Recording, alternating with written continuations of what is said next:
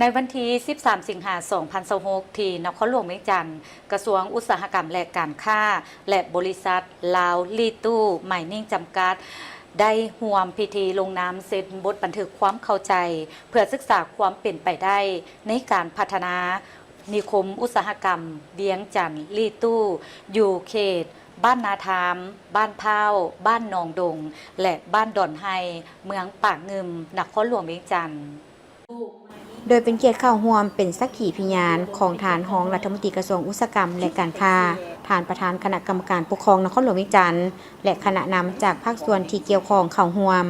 ในพิธีดังกล่าวปริญญาเอกจันทร์แสวงบุญยงรองรัฐมนตรีกระทรวงอุตสาหกรรมและการค้าและทานหูเจ้าเวิร์นผู้อำนวยการใหญ่บริษัทลาวลีตู้ไมนิ่งจำกัดได้ลงนามร่วมกัน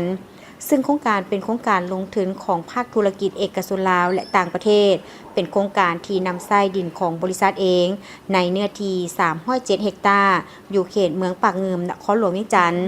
ซึ่งได้แบ่งเป็น3เขตคือเขต A มีเนื้อที่153เฮกตาร์ตั้งอยู่บ้านนาทามและบ้านพาวเป็นเขตอุตสาหกรรมปรุงแต่งแห่ธาตุแบบตองโซ่การผลิตและอุตสาหกรรมปรุงแต่งอื่นๆเป็นต้นโรงงานปรุงแต่งแห่ธาตุสร้างเก็บวัตถุดิบอ่างบำบัดน้ำเปื้อนและสถานีไฟฟ้า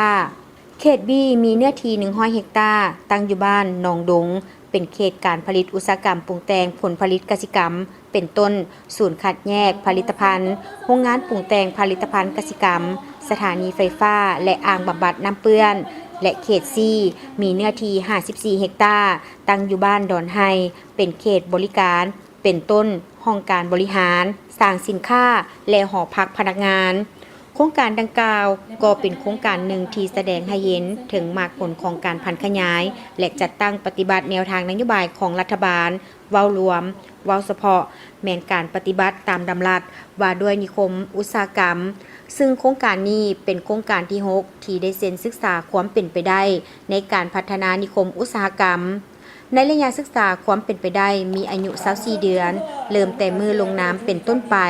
ภายหลังโครงการสำเร็จคาดว่าจะมีนักธุรกิจเข้ามาลงทุนหลายกว่า90บริษัทมีมูลค่าการพัฒนาโครงการประมาณ1 ตรีสหรัฐและจะสามารถสร้างเวียกเฮ็ดงานทำได้ประมาณ 10,000 คนและจะสร้างรายรับจากทางกงและทางอ้อมให้แก่ประชาชนในท้องถิ่น